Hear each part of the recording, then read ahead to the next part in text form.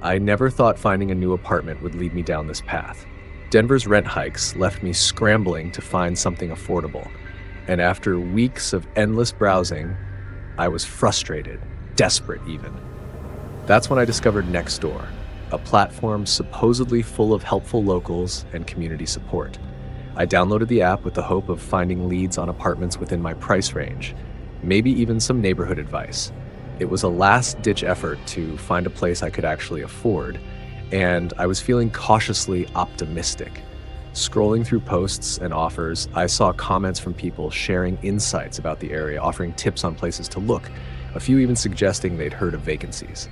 Then I received a private message from a user named Joe. His profile photo was unremarkable, a middle-aged man with a faint smile standing in what looked like a backyard. He seemed friendly enough, introducing himself as someone who had lived in Denver for years and knew the market well. "Hey Emma, I saw your post. Denver's rental market is crazy right now. I know of a few places that might fit your budget. I'd be happy to share some contacts if you're interested. Let me know."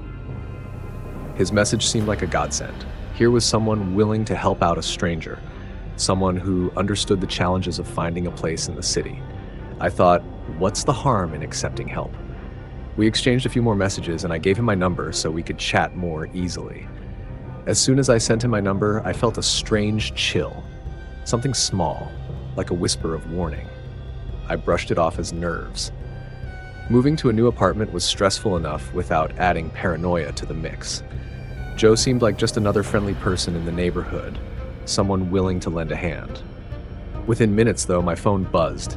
It was Joe. "Hey, Emma, got your number. Glad we can chat directly now. I was thinking we could meet for coffee sometime this week. Maybe talk about what you're looking for. I can show you some of the best spots in town." I paused. Coffee? We'd only exchanged a handful of messages, and yet here he was, already proposing we meet in person. "Thanks for the offer, Joe," I texted back, trying to keep things casual, "but maybe we can stick to messages for now. I'd just love any apartment recommendations you have." The next few days were quiet, and I almost forgot about Joe and his message, until my phone buzzed again. This time, he was asking if I'd looked into the listings he'd suggested, then mentioned that he'd seen I'd been online on Facebook. That uneasy feeling returned, stronger this time, but I pushed it away. Maybe he was just trying to be helpful, I reasoned. Maybe he was overly friendly. But when the messages kept coming, the friendliness took on a new edge. I tried to ignore the growing discomfort Joe's messages stirred in me. After all, he hadn't done anything explicitly wrong, right? Still, his persistence was unsettling. Every time I didn't respond quickly, he'd follow up, sending a barrage of messages asking if I'd looked into his apartment leads, suggesting we grab coffee or meet so he could personally help me navigate the city. One evening, he sent a string of texts within minutes, asking if I had any plans for the night. I stared at the screen, a knot tightening in my stomach.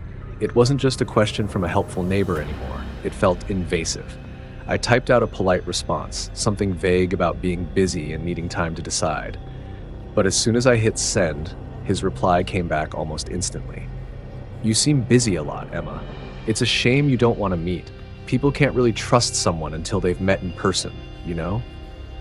The words felt like a strange warning. My pulse quickened. Something about this whole situation was starting to feel very wrong. I tried to brush it off, convincing myself that he was just socially awkward or perhaps a bit lonely. But when I didn't reply, he started calling. I watched as his number flashed on my screen over and over, unanswered. Each call felt like a siren, warning me, reminding me of that chill I'd felt the moment I gave him my number. I decided to ignore him entirely, hoping he'd get the hint. Days passed with silence, and I started to feel relieved, as if maybe the problem had resolved itself. But then, late one night, just as I was beginning to drift off to sleep, my phone buzzed again. It was a Facebook notification. Joe had sent me a friend request. My heart skipped a beat. I checked his profile, trying to find some information that would explain his behavior. But his profile was eerily empty. No friends, no posts, just that same photo of him standing in a yard. He'd managed to find me despite me never sharing my last name. I closed the app, my skin crawling. The messages resumed the next morning, this time more frequently than before. Now, he wasn't just suggesting apartment options, he was commenting on photos I had posted, mentioning mutual acquaintances he'd noticed on my profile, and hinting at personal details he had no reason to know. I felt sick to my stomach. How had he managed to piece together my information so quickly? By that evening, the tone of his texts had shifted further. Joe wasn't just suggesting we meet anymore, he was insisting. His messages became possessive, as if we had some established bond. He started saying things like, "I know you're looking for someone you can rely on," and "I don't like being ignored." I blocked his number, my hands shaking as I did. Blocking Joe's number brought a brief moment of relief. I felt like I had finally taken control, like I could regain some sense of safety. But that peace didn't last long. That night, as I sat alone in my apartment, an uneasy feeling crept over me. The stillness felt charged, as if the air itself was holding its breath. Every little noise, the creak of the pipes, the hum of the refrigerator, seemed louder, more ominous. Around 10 p.m., just as I was settling into bed, a knock echoed through my apartment. The sound was soft at first, then grew louder, sharper, insistent. My heart pounded as I slowly got up, moving toward the door with each step feeling heavier than the last. Through the peephole, I could make out the shape of a man, but his face was obscured, turned away as if intentionally avoiding my gaze. A strange, familiar dread settled over me. Could it be Joe? I'd never given him my address. But after the way he'd managed to track me down online, I couldn't put anything past him. My hands started to tremble as I stood there, frozen, unable to decide whether to confront him or pretend I wasn't home. The knocking stopped, but then my phone buzzed with a new notification. I felt a chill as I looked down and saw a message on Facebook from a profile I didn't recognize. "I know you're there, Emma." I felt the blood drain from my face. The thought that he might be standing on the other side of the door, taunting me from behind an anonymous profile, was too much. I took a deep breath, backed away from the door, and dialed the police. They told me to stay put and keep the door locked, promising to send someone over to check things out. Minutes felt like hours as I sat there, holding my breath, listening for any sign of movement outside. The only sound was the faint ticking of the clock on my wall. Finally, I heard a car pull up, then voices in the hallway as the officers arrived. I opened the door a crack, just enough to see them, and felt a wave of relief wash over me. The officers checked the building, but found no trace of anyone. They reassured me that it might have been a coincidence, maybe just someone who had the wrong apartment. But I couldn't shake the feeling that Joe had somehow been there, just out of reach. Over the next few weeks, I took every precaution I could think of, updating privacy settings, locking down all my social media accounts, even moving to a new apartment in another part of the city. But the experience left its mark. I couldn't shake the paranoia that someone, somewhere, was watching. Months later, I received a message request on a different platform from an unfamiliar account. It was a simple, chilling message. "Found you." My heart skipped a beat as I stared at the screen, the terror creeping back in like a shadow I couldn't escape. Joe's face flashed in my mind, and I knew that no amount of distance or locked doors would make me feel truly safe again.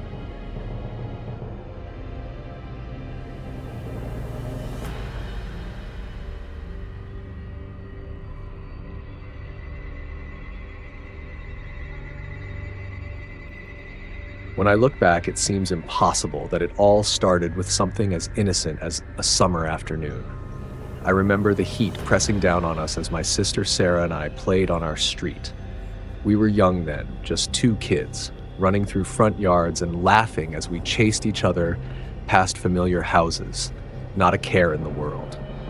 Our neighborhood felt safe, predictable even, like it was wrapped in a bubble where nothing bad could reach us. But there was always that one house. The old, sagging building at the corner of the block. Its paint was peeling, windows covered in grime, and there was a feeling about it, a heaviness, that made us instinctively steer clear. Mom had warned us never to go near it, but she never explained why, and we never asked. It was just an unspoken rule in the neighborhood. Don't go near the house at the corner. And for the most part, we didn't. We played, we laughed, we explored every other yard and alleyway, but that house was off limits. On that day, though, curiosity got the better of us. We were close to the house, closer than usual, and I could feel the hairs on the back of my neck stand up as we approached. I noticed a car parked out front, an old, beat-up sedan with tinted windows, and something about it seemed wrong. I couldn't put my finger on it, but a voice in my head told me to keep moving, to grab Sarah and go home. But before I could say anything, a man got out of the car. He looked normal enough, maybe even friendly, as he walked over to us with a small smile. "Hey kids," he said, holding out a pack of gum. "Want some?" Sarah's eyes lit up, and she started to take a step forward, but I grabbed her arm, holding her back. I didn't know why I was so uneasy, but something about the man made my skin crawl. He didn't look like the friendly neighbors who waved at us from their porches. His eyes were sharp, too sharp, and his smile didn't reach them. Another man stepped out of the car then, watching us with an unsettling focus, like he was studying us. "Don't be shy," he said. "It's just gum." The second man's tone had an edge to it, something that made my grip on Sarah's arm tighten. She looked up at me, confused and a bit scared, as I started pulling her backward. I wanted to run, but my feet felt heavy, like they were rooted to the ground. It was as if every instinct was screaming at me to get away, but I couldn't move fast enough. That's when the men's expressions changed. The first one's smile twisted into something darker, and the second man stepped toward us, closing the distance between us with a deliberate slowness. He gestured toward the car, motioning for us to come closer. My heart started racing, pounding in my chest, and I knew that this wasn't just a harmless encounter. "Run," I whispered to Sarah, and in that moment, both of us turned and bolted, racing down the street as fast as our legs would carry us. Our feet pounded against the pavement as we ran, the sound echoing in my ears, mingling with the rush of my heartbeat. I didn't dare look back, afraid that if I did, I'd see those men right behind us. Sarah's hand was in mine, her small fingers gripping so tightly it hurt, but I didn't let go. I couldn't. All I knew was that we had to keep running, had to get as far away from that house as possible. We zigzagged between houses, cutting through backyards and leaping over low fences. I could hear Sarah gasping for breath, but I urged her on, whispering, "Just a little further, Sarah. We're almost there." I didn't know where there was, but anywhere felt safer than the path back to our own house. Behind us, I caught the sound of tires squealing as the car sped up, the engine revving as it followed us down the narrow streets. My stomach twisted with fear. They weren't giving up. I glanced over my shoulder and saw the car swerving, searching, as if they could smell our fear in the air. It was relentless, a predator closing in on its prey, and I was certain they wouldn't stop until they had us. We dashed into the backyard of a house I didn't recognize, skidding to a halt on the dry grass. I spotted a small porch light on, a sign that someone might be home, and without thinking, I pulled Sarah toward the back door, pounding on it with my free hand. "Please," I shouted, voice cracking. "Please help us!" A light flickered on inside, and after what felt like an eternity, an older woman appeared, peering through the window with a confused, cautious look on her face. I felt a wave of relief wash over me as she opened the door just enough to poke her head out, her gaze darting between me and Sarah, taking in our flushed faces and trembling hands.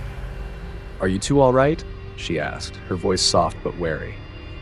Before I could answer, I saw a shadow pass by on the street behind her, the car creeping along as its headlights lit up the house in an eerie glow. The men were watching, their faces dark and unreadable as they peered through the windows. My heart froze, and I knew they'd seen us. The woman must have noticed my panic because she stepped outside, blocking our view of the street. "Come on in," she said, ushering us quickly into her house.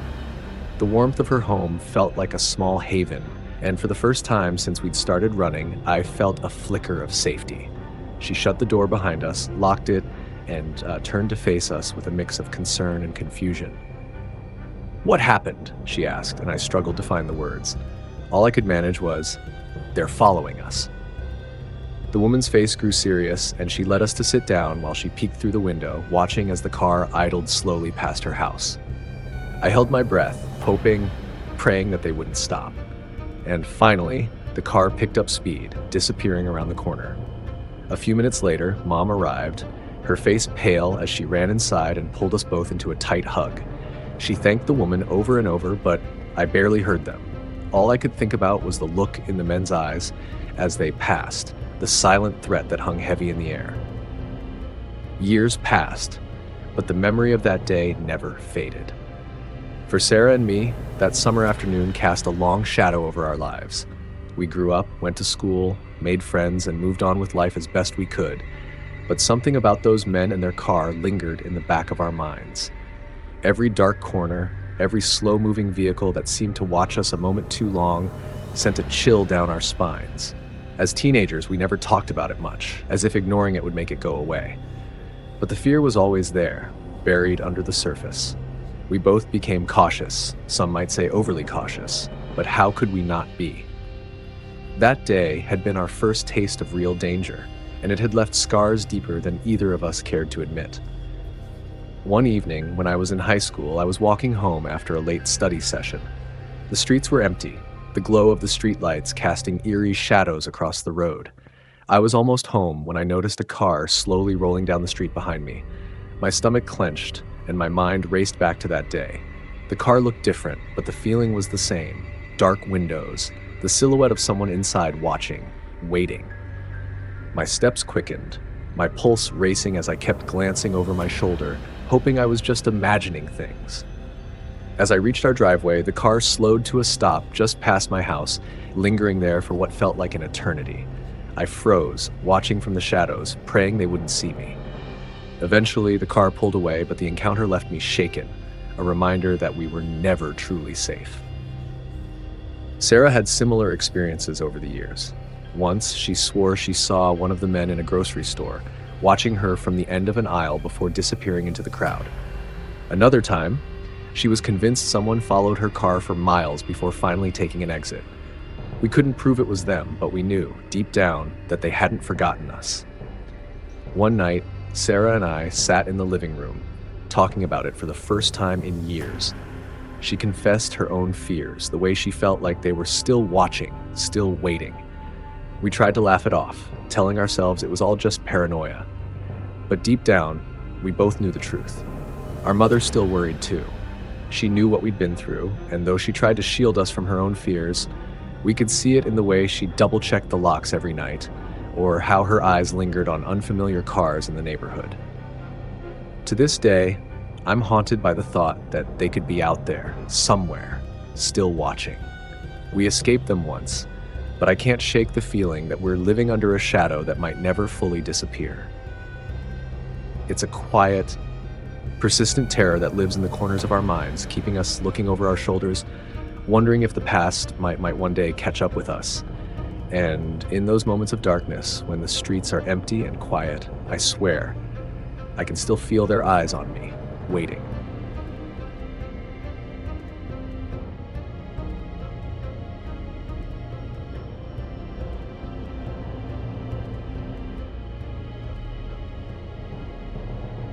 The day had been endless. By the time I finally pulled into our driveway, the sun had set, casting a soft glow over the quiet houses in our neighborhood. I was grateful to be home. Emily and I had moved here only a few months ago, lured by the peace of the suburbs and the idea of starting fresh somewhere that felt safe. It was supposed to be a haven, a place where we could come home each day and unwind, our own quiet corner of the world. When I stepped inside, the house was dark except for the dim light in the hallway leading to our bedroom. I could see Emily had already gone to bed. Her shoes were neatly by the door, and her jacket was draped over the back of a chair. I smiled, trying not to make any noise as I set down my keys and kicked off my own shoes, looking forward to a few moments of peace. Maybe I'd pour myself a drink, watch some TV, and let the stress of the day melt away. I headed into the living room and sank into the couch, savoring the silence. But as I settled in, a faint unease crept up my spine. It was subtle, like a whisper in the back of my mind, something I couldn't quite put my finger on. Maybe it was just the quiet, the way the house felt too still, as if it was holding its breath. Or maybe I was just exhausted and letting my imagination get the best of me. The minutes slipped by and I started to drift off when, suddenly, the lights flickered and went out completely. The darkness was immediate and total, wrapping around me like a blanket. I sat up, blinking as my eyes struggled to adjust. The house was silent, save for the faint hum of the refrigerator dying down, leaving only the ticking of the clock on the wall. I reached for my phone, using it as a flashlight to navigate through the living room. I wasn't too worried at first. Power outages weren't exactly unusual, especially in older neighborhoods like this one. But as I moved towards the back of the house, something else caught my attention. A faint sound coming from outside, like the rustle of footsteps. I paused, straining to listen, and felt that prickling sense of unease deepen. I went to the back door, still holding my phone's light, and noticed something strange. The outside latch was twisted, bent out of shape as if someone had forced it. A chill settled over me. I took a step back, my mind racing as I realized that this wasn't just a simple power outage. Someone had cut the power, and now they were here, in the darkness, just beyond my reach. Emily was still asleep, unaware of the danger. The thought hit me like a punch to the gut, and I knew I had to get to her, to wake her up and get her to safety. I moved quickly, but as quietly as I could, down the dark hallway, my pulse racing with each step. The house seemed to close in around me, every creak of the floorboards sounding impossibly loud. My phone cast a faint, shaky glow, barely cutting through the darkness. I could still hear those faint footsteps outside, and my mind raced, calculating every step. Whoever was out there was no stranger. They'd planned this. They'd waited until they knew we were vulnerable. When I reached the bedroom, I gently nudged the door open. Emily was still asleep, curled up under the blankets, her face peaceful in the dim light from my phone. I wanted to shake her awake, to yell, but I forced myself to stay calm. She needed to understand the danger without panicking. I knelt by her side, placing a hand on her shoulder. "Emily," I whispered urgently. "Emily, wake up." She stirred, her eyes fluttering open, confused and still half asleep. I held a finger to my lips, signaling for silence, and she sat up slowly, a question forming on her face. "There's someone here," I mouthed, barely breathing the words. Her eyes widened as the reality sank in. She didn't make a sound, but her hand found mine, clutching it tightly. I whispered that she needed to stay hidden, to lock herself in the closet and not come out until I told her it was safe. She nodded, her face pale, and moved quietly toward the closet as I tiptoed back out into the hallway. Every instinct in me screamed to stay with her, to protect her, but I knew I needed help. Our phones barely had any signal in the house, and I couldn't rely on them to reach anyone in time. My mind went to our next-door neighbor, Tom. He'd been friendly since the day we moved in, and once mentioned he was a retired cop. If anyone could help, it was him. I slipped out the side door, keeping close to the shadows as I moved across our yard to Tom's house. Every rustle of leaves, every creak of wood felt amplified in the dark, and I glanced over my shoulder constantly, expecting to see someone looming behind me. My heart hammered as I made it to Tom's door and knocked softly, praying he'd hear me. Moments later, the porch light flickered on, and the door opened a crack. Tom's face appeared, puzzled and half awake. "Jake?" he whispered, taking in my frantic expression. "What's going on?" "There's someone in our house," I said, my voice barely steady. "They cut the power. Emily's still inside. I need your help."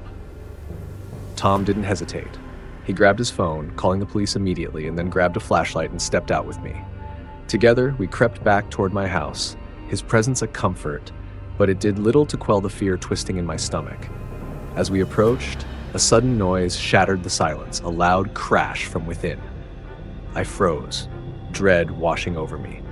The sound was coming from the kitchen, where they were likely searching for anything of value. We were close now, close enough to hear them talking in low voices, their words indistinct but laced with tension. Tom placed a reassuring hand on my shoulder, his grip firm but quiet, signaling for me to stay put. He edged closer to the side window, his flashlight off as he peered into the darkness of my home. I could only make out vague shapes moving inside, but even from this distance, I could feel the chaotic energy, the way they were ransacking our belongings, unaware, or maybe uncaring, that we knew they were there. We heard Emily's soft footsteps in the bedroom, and my stomach twisted, hoping they hadn't heard her, that she was safe in the closet. I could only imagine her fear, hiding alone in the darkness, knowing these men were only a room or two away. Then, headlights cut through the night, spilling across the lawn. Red and blue lights flashed as a police car finally turned onto our street. Relief and fear surged through me at once. I worried the lights might startle the men, make them more aggressive, but at the same time, I knew help was here. The intruders must have seen the lights too, because the muffled voices inside the house grew frantic. "Freeze! Police!" An officer's voice called out, the shout echoing through the stillness. Within seconds, I heard more scrambling inside, furniture crashing, and doors slamming. The sound of footsteps raced through the house, and my heart pounded as I realized the men were making a break for it. Tom and I stayed low as the officers moved in, a team of flashlights and raised voices sweeping through the yard and around the side of the house. I caught glimpses of the intruders darting through the backyard, their dark figures outlined against the police lights. Moments later, they vanished into the night, leaving behind a trail of destruction and an eerie silence. When the house was finally cleared, I rushed inside, calling Emily's name. I found her still huddled in the closet, her face pale, her eyes wide with lingering terror. She fell into my arms, trembling, and for a moment we stood there, holding each other in the middle of the chaos they'd left behind. Drawers were pulled open, furniture overturned, the remnants of our lives scattered and broken. It was just things, I told myself, but the feeling of violation ran deeper than I could have imagined. An officer came over, gently asking questions, but it was all a blur. I nodded, gave whatever answers I could manage, but my mind was elsewhere. I kept replaying it all in my head, the decision to leave Emily alone, even for a moment, the feeling that I should have done more. Guilt weighed on me, pressing down with every heartbeat. She had been here, vulnerable, and I hadn't been able to stop it. After the officers left, the house felt hollow and foreign, like it wasn't ours anymore. Emily and I barely spoke as we began to pick up the mess, each item a reminder of the safety we'd lost. Every sound outside, every flicker of light from passing cars, sent a fresh wave of unease through me, a fear that this feeling might never fully leave us. That night, as we lay in bed, neither of us could sleep. I held her close, vowing silently to do better, to protect her. But deep down, I knew that the sense of security we'd once felt in our own home was gone, and in its place was a shadow that would haunt us, a quiet reminder of the terror that had invaded our lives, lingering like a dark stain no amount of time could wash away.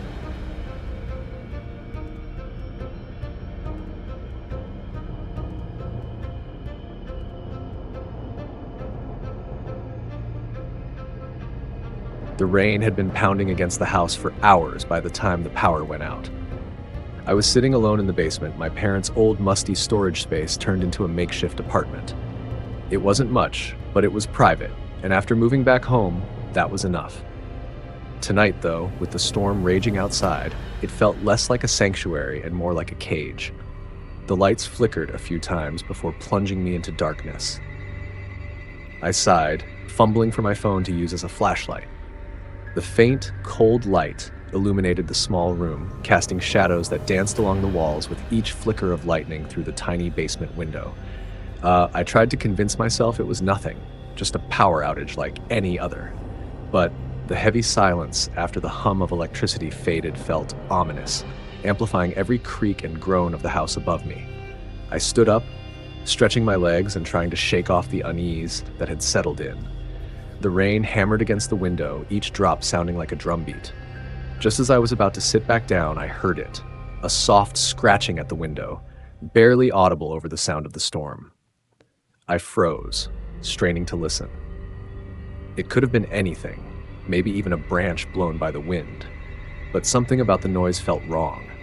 Curiosity got the better of me, and I edged toward the window, holding up my phone to see outside. The light barely reached the glass, but it was enough to make out a figure. My heart skipped a beat. A man's face was pressed against the window, his eyes wide and fixed on me, unblinking.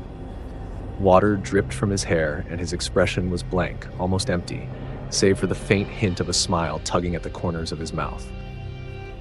I stumbled back, my pulse racing. Who was he?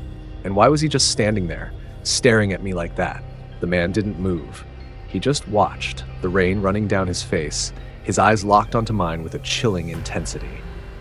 I took another step back, hoping he would get the message and leave, but he didn't budge. Suddenly, Another sound echoed through the basement, a faint thud from upstairs as if someone was walking across the floor. My breath caught in my throat. I wasn't supposed to be alone in the house, but my parents weren't due back for days. The realization hit me like ice. I wasn't alone. Voices followed the footsteps, low murmurs that I couldn't make out, but they sent a chill through me. My mind raced as I tried to piece it together. How had they gotten in? And why? Another thought struck me, colder than the rain-soaked man at the window. One of them called my name. My pulse thundered in my ears as I crouched in the darkness, straining to hear any sound from upstairs. The voices had faded into whispers, but I could still make out fragments. My name spoken in a voice that sounded unnervingly familiar, though I couldn't place it. I tried to steady my breathing, hoping they wouldn't realize I was listening. Outside the window, the man was gone. The rain poured down in relentless sheets, but he had vanished as silently as he'd appeared. I wanted to believe it was my imagination, but the footsteps upstairs and the voices murmuring my name told me this was no dream.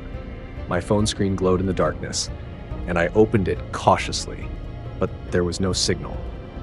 I was completely cut off, alone in the basement with strangers roaming the house above.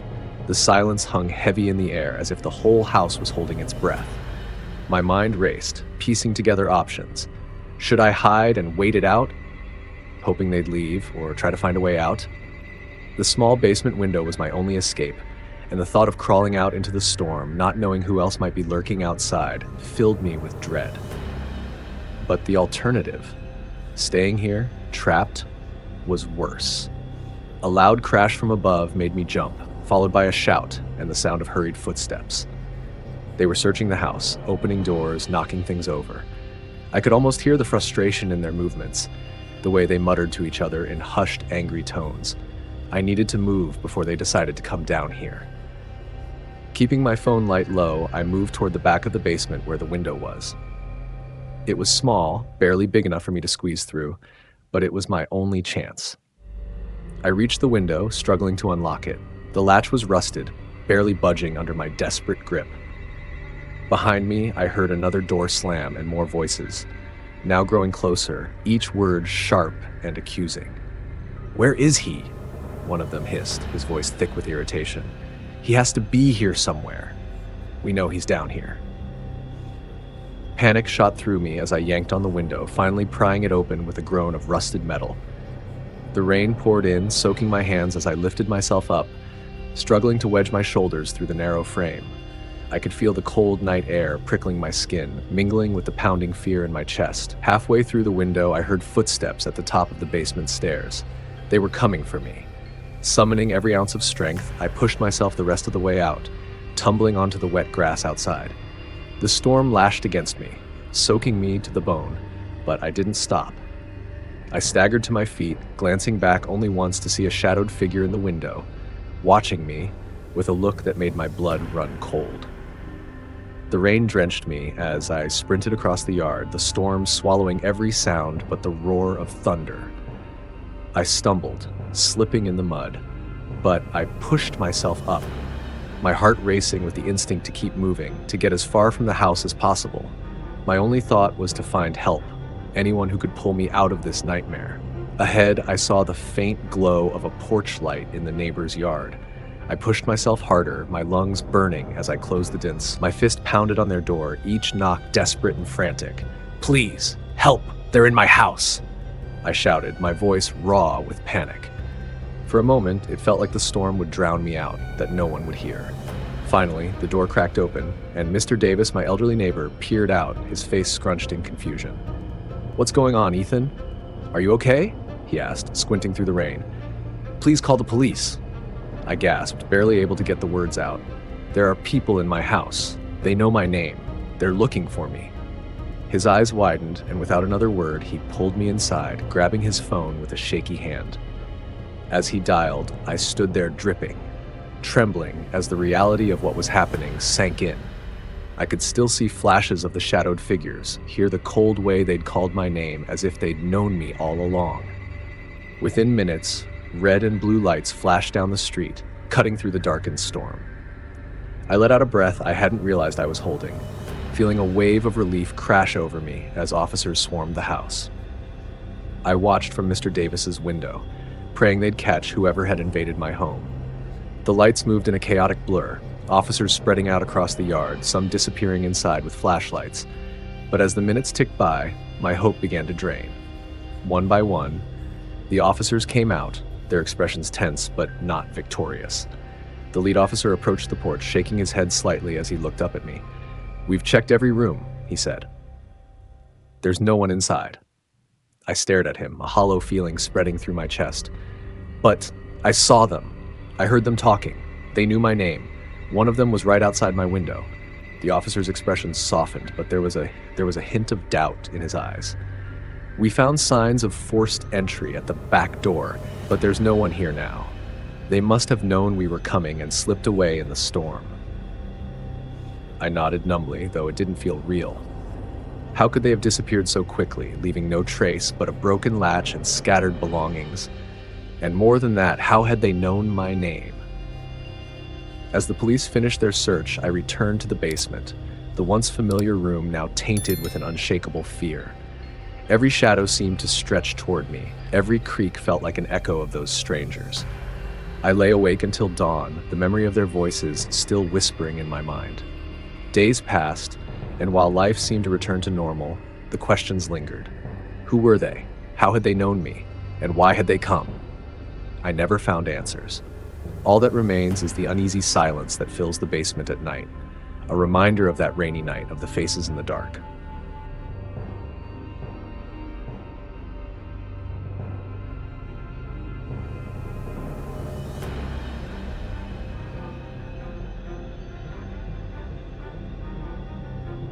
The rain beat against the high warehouse windows, each drop a steady drum as the storm outside raged.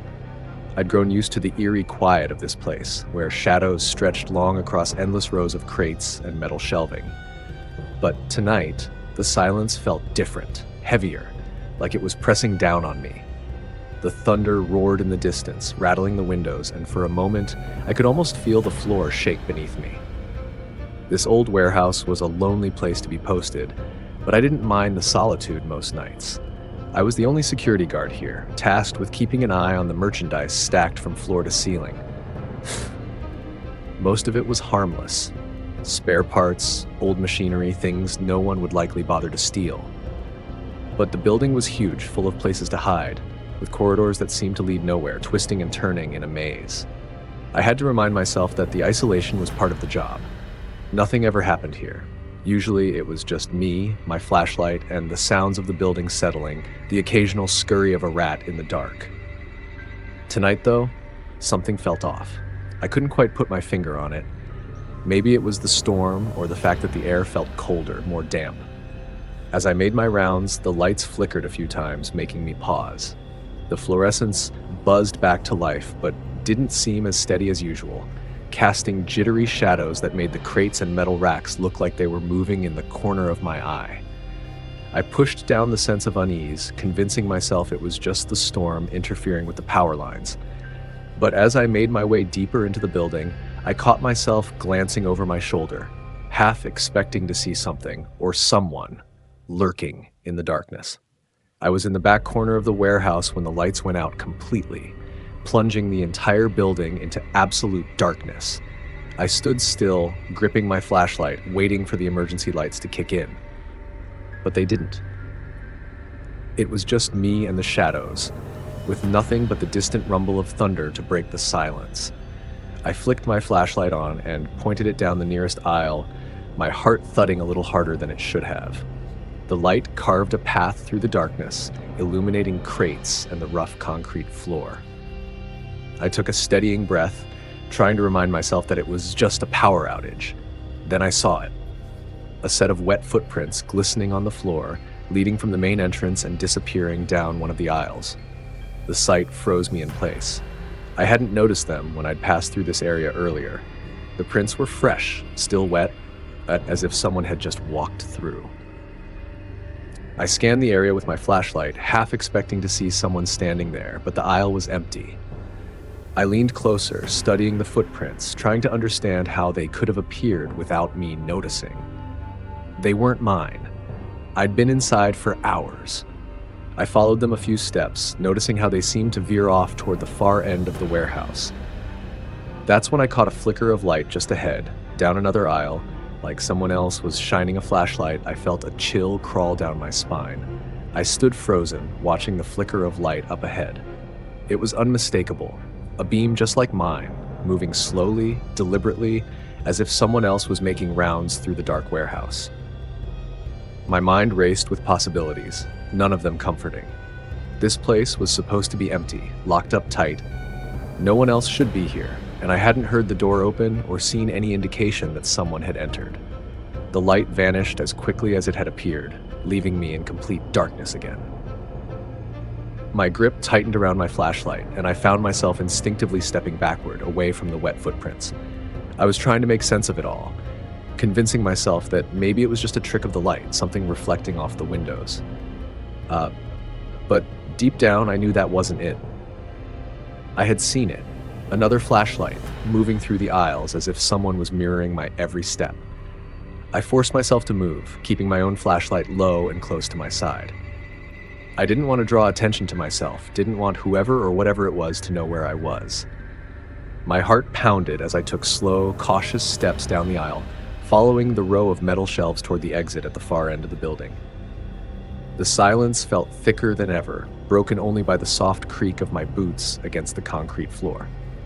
Halfway down the aisle, I heard it, a faint whisper, just barely audible, echoing through the dark. I stopped, straining to make out the words, but they were too soft, too fragmented, slipping away as soon as I tried to focus on them. It felt like someone was right behind me, murmuring under their breath, words that dissolved into the silence before I could understand them.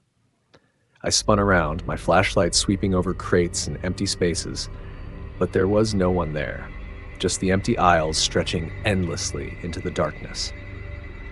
I took a deep breath, trying to steady myself. The whispers faded, replaced by the steady hum of my own nervous breathing. I turned back toward the footprints, planning to trace them again to see if they led anywhere that might explain this. But my heart skipped a beat as I realized the footprints were gone.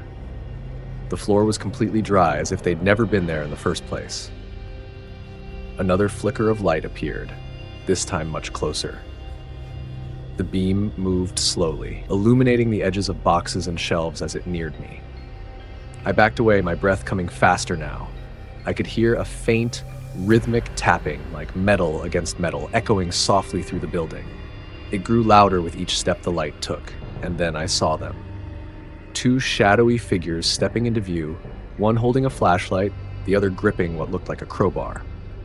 The two figures stood in silence, their faces hidden in shadow, the beam of their flashlight bouncing against the walls. They hadn't seen me yet, but I knew it was only a matter of time. I took a step back, but my boot scraped against the floor, the sound echoing through the empty warehouse. Their heads snapped in my direction, and for a heartbeat, everything went still.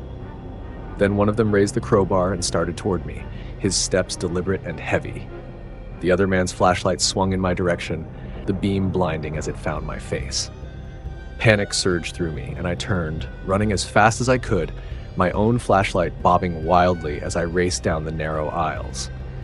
The sound of footsteps thundered behind me, closing the distance faster than I'd expected. I sprinted down the aisle, my heart pounding so loudly it drowned out almost everything else.